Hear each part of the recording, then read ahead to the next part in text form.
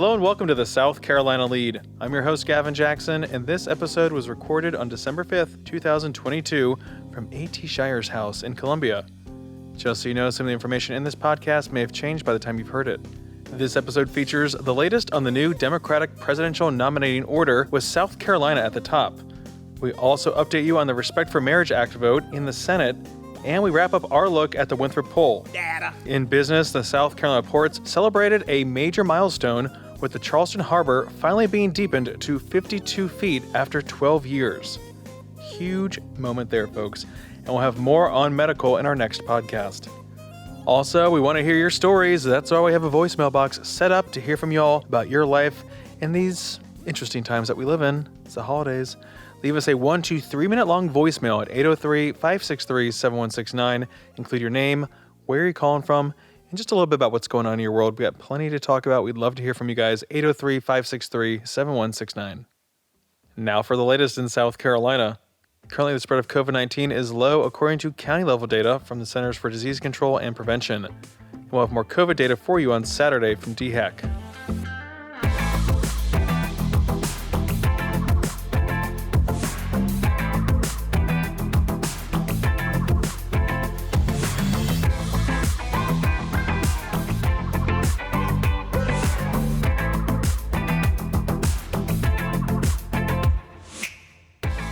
So like we talked about in Saturday's podcast, South Carolina is officially now one step closer to becoming the first Democratic primary state in the country during the 2024 presidential campaign after the Democratic National Committee's Rules and Bylaws Committee approved a new nominating order. The committee on Friday updated the order from what we last reported on Saturday, and the dates will be South Carolina on February 3rd, 2024, then Nevada and New Hampshire on February 6th, Georgia's primary on February 13th, and Michigan's on February 27th. So while this might seem like we'll have a very busy 2024, if President Joe Biden does decide to run again as expected, it won't really matter too much because we don't expect these contests to take place, as the Democratic Party will just coalesce around their incumbent president. But we talked about 2024 for the Republicans. That will be a different story, an all-out bash and run. But we're going to stick with the Democrats for a minute. And DNC Chairman Jamie Harrison, who told members of the committee that he didn't pressure anyone in getting his native South Carolina to the front of the nominating order. Remember, South Carolina saved President Joe Biden in the 2020 election. Harrison said it was a thorough and transparent process, and he allowed the committee to do its work with little involvement from his office. Harrison noted that the process was emotional and recounted the importance of why these 5 states are critical to what makes the modern Democratic Party what it is. In America, these people have often been forgotten, many times voiceless and voteless.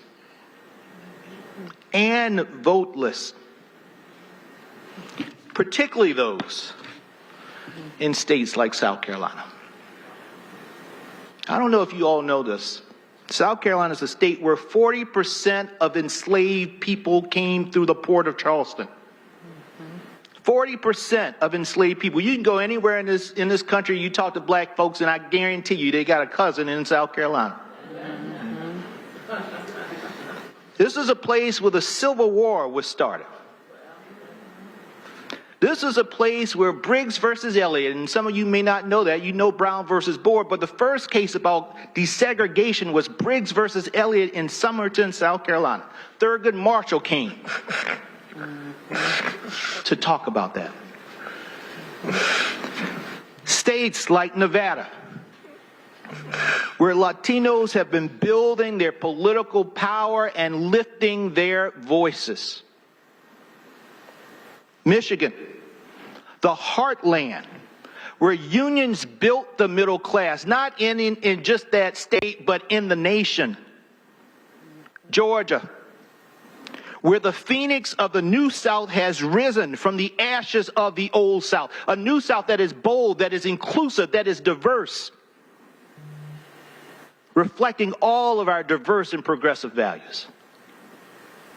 And New Hampshire, continuing the tradition, the great tradition here in America, that small government is good government. Small government by the people and for the people.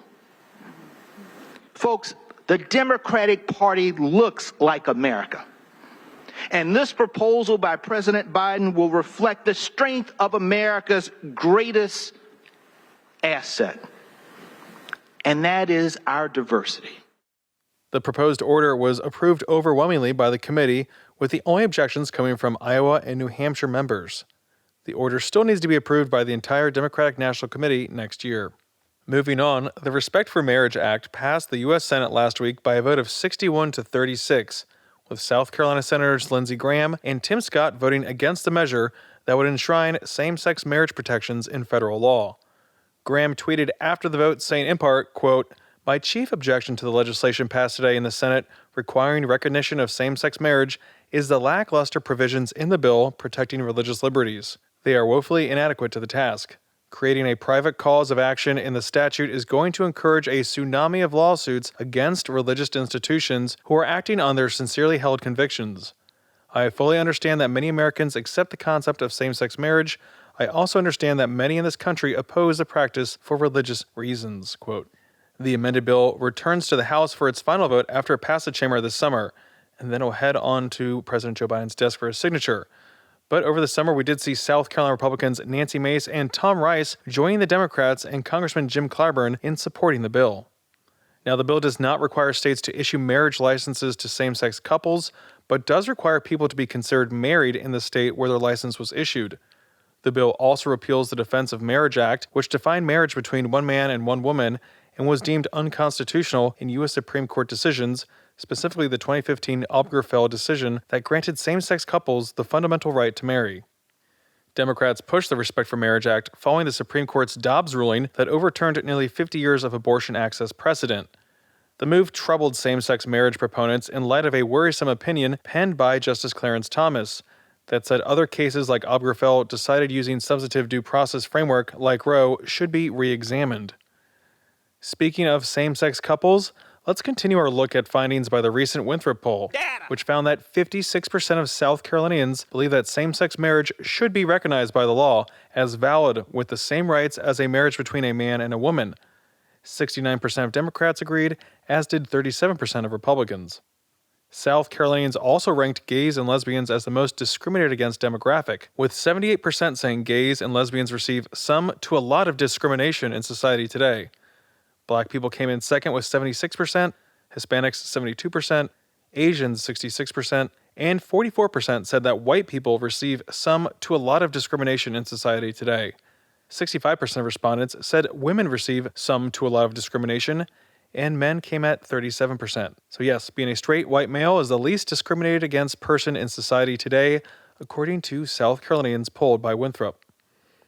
Now for a look at some Christian nationalist-related findings.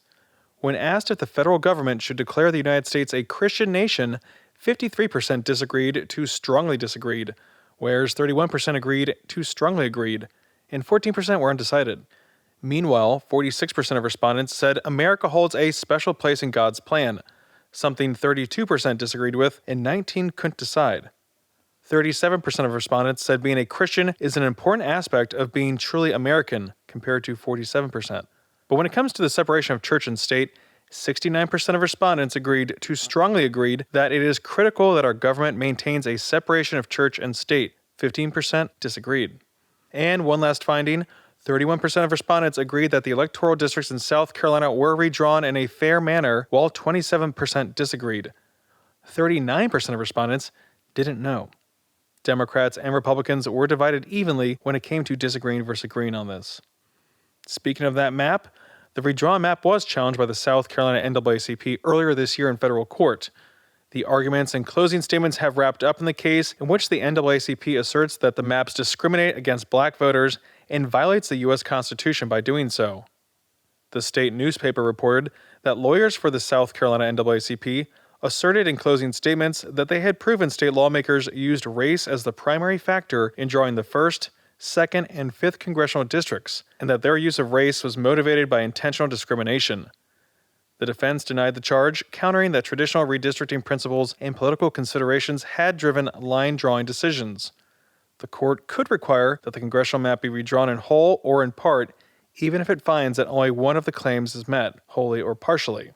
U.S. District Judge Richard Gergel, one of 3 judges who will jointly rule on the case, intimated on November 29th that he may be leaning toward a split decision. We'll find out. And real quick on the way out, former Vice President Mike Pence returns to South Carolina on December 6th. That's today if you're listening on Tuesday. He's making stops at Garden Sanctuary Church of God in Rock Hill and Village Church in Blythewood as part of his book tour for his book, So Help Me God.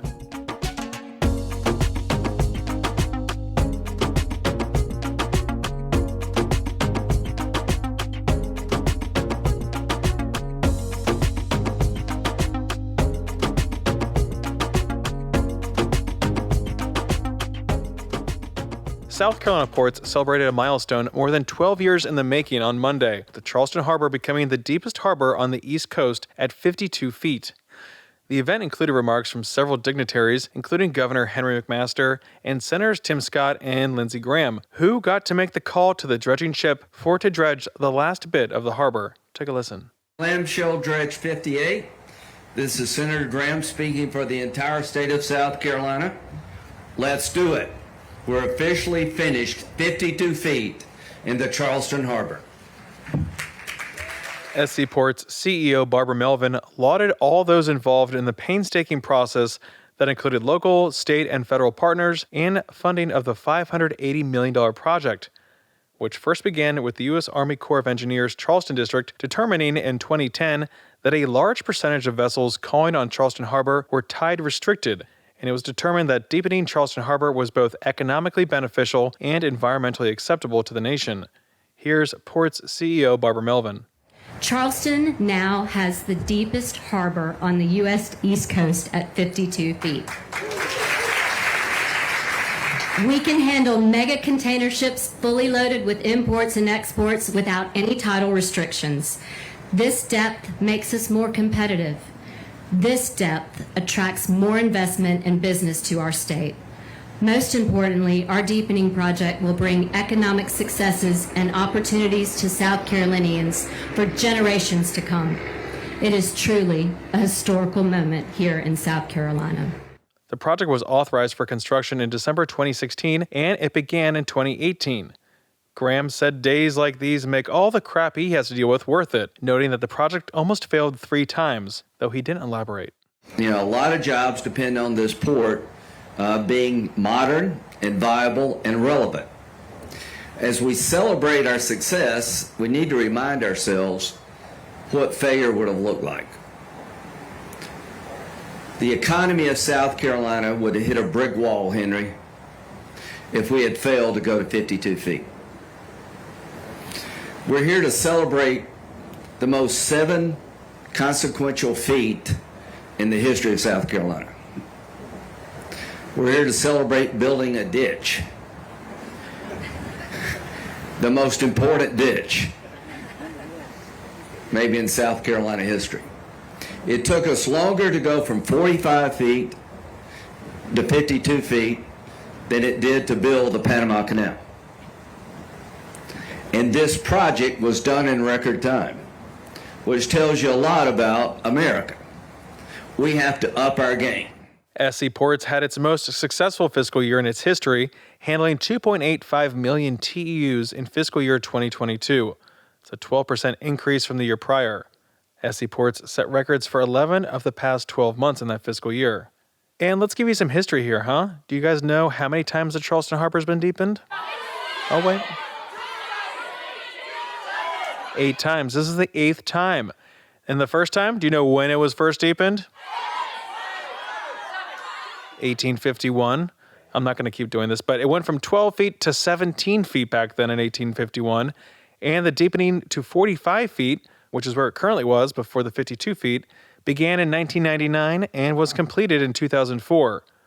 The U.S. Army Corps of Engineers notes that it has maintained Charleston Harbor for more than 140 years and has dredged it every year during that time to ensure the channel is at its required federal project depth, spending approximately $10 to $15 million and removing 2 to 3 million cubic yards of maintenance material from the harbor floor each year.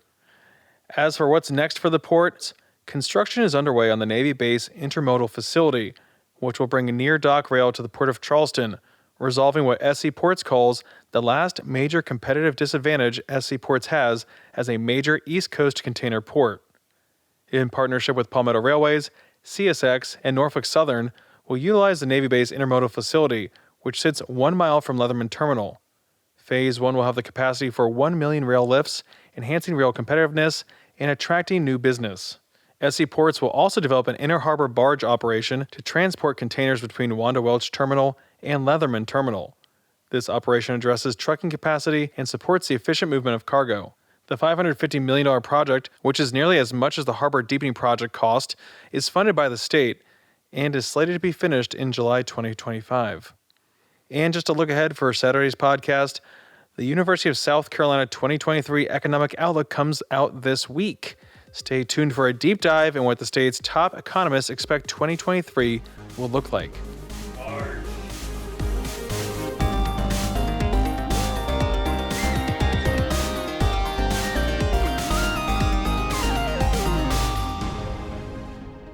Welcome to the wind down section, our little break from the news. We talk about life during the pandemic, and we want to hear your stories as well. We need to. We actually need to. That's good. Yeah, we do. We need you to call us, 803-563-7169. We are standing by with bated breath to hear about what you're doing these days, folks. Breath baited. What you're eating, what you're buying. Hatches battened down. How the holidays are treating you. But just a little story about the holidays, okay? You know, automotive repair, personal injuries, any number of things. We're open. Just dial all eights. All eights. You'll reach us. It comes straight to us. Yes. Oh, Chippy, see ya.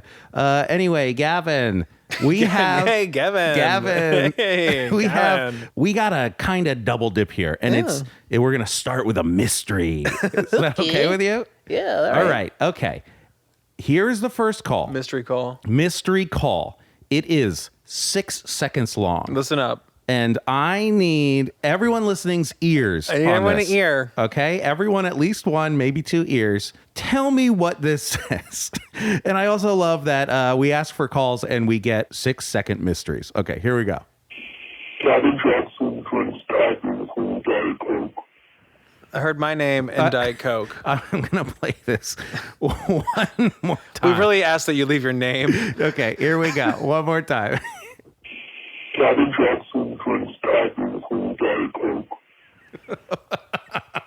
I have no idea what Okay, I think I heard Gavin's name, Gavin Jackson. Yeah, I think we can all say that we heard my name. And then we hear at the very end, Diet Coke. Diet Coke.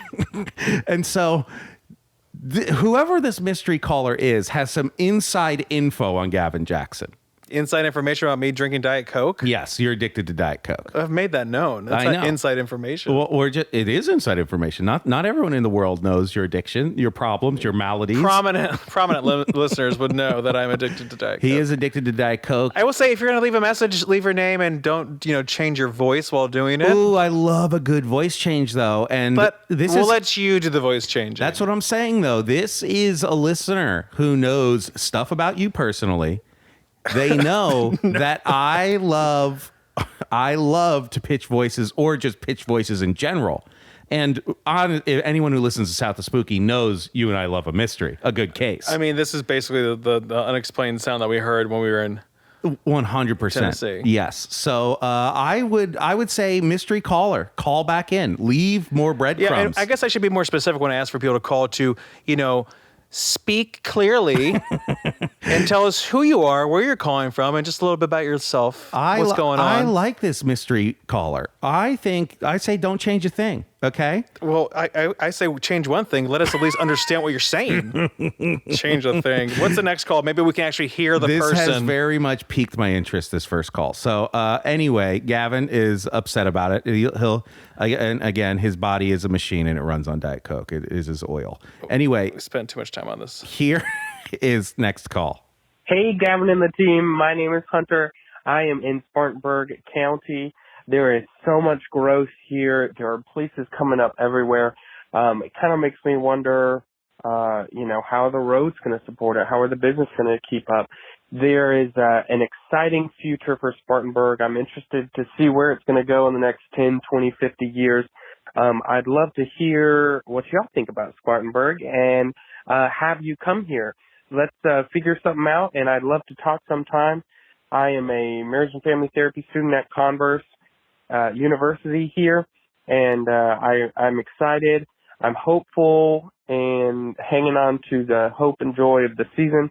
I hope y'all are taking care, doing well. I hope you've had something to eat today and some water, and are taking care of yourself as well. I appreciate all the hard work you guys do.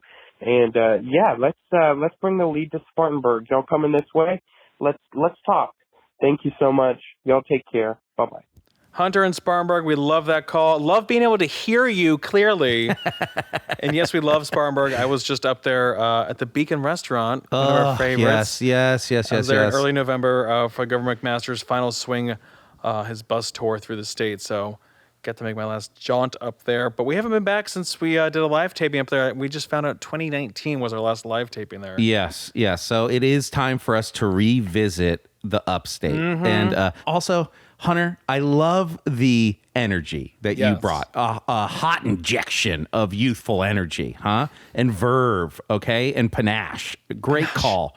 I differ on Gavin here. I would have liked your voice to be pitched a little bit more garbled so no one could listen to what you had to say.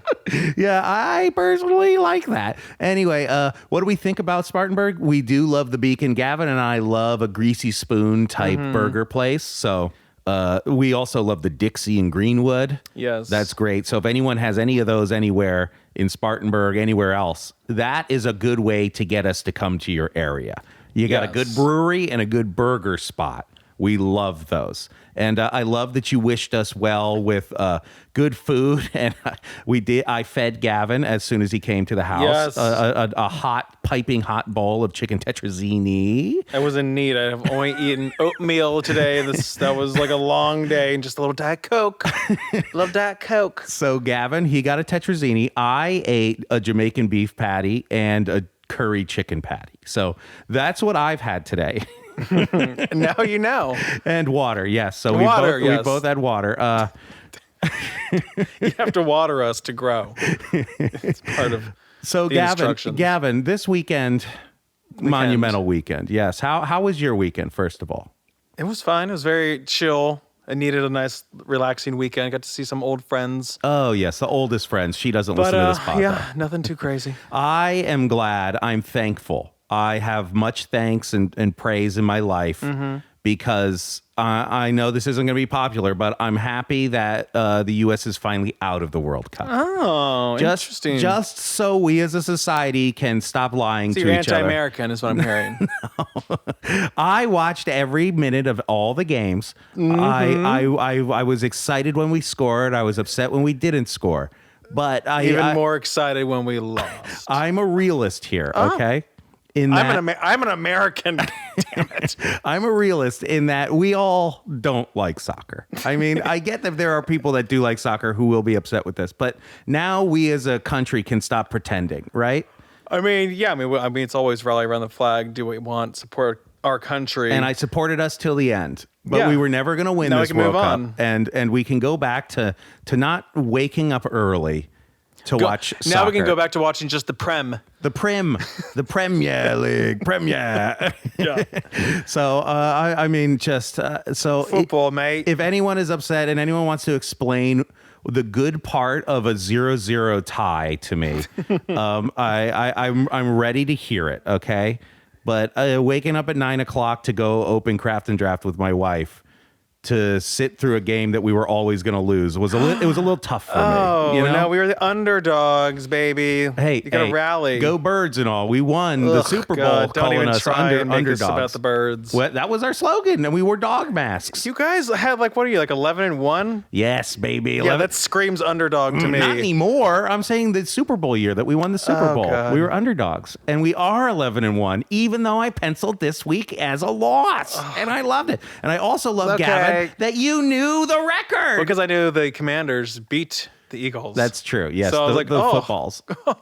It was always going to be like that. HTTC. You don't like that. You don't mean it. It's HTTP. You don't mean that. You don't mean that. It is HTTP, Gavin. Anyway, everyone have a great week. Yeah, let me know about my breaks, everyone. They're still working. No one's called about the breaks. I also cannot stress enough. Everyone go watch 1899, okay? That show is Crazy Cuckoo Bananas Bonko. Okay, I'm gonna watch that. I'm still watching Berlin Station on FX. You're so Euro, yes. It's so good. Well, football. My show's also Euro. Anyway, okay. Have a good week, everyone. Call in, please, because listen to this sound. Oh. It's empty again. Oh, God. Yeah. We just used it all up. That's it. It would be a Christmas miracle if you called. So it'll be a Christmas to remember, and we can do that with your help by calling 803-563-7169, just like Hunter and that mystery caller did. We'd love to hear you and understand you. Give us a call or give us some love on Apple Podcasts by leaving us a review. We always appreciate that. And you can stay up to date with the latest news on scetv.org and southcarolinapublicradio.org. And don't forget to support your local newspapers. It's a great Christmas present. For the South Carolina Lede, I'm Gavin Jackson. Be well, South Carolina.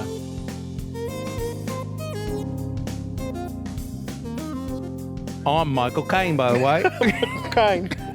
I know who Batman is. Michael Caine. I'm not supposed to say. I'm not supposed Master to say. Wayne. Have I said too much, I mate? said too much. I said too much. I'm Michael Caine, by the way. Look it up.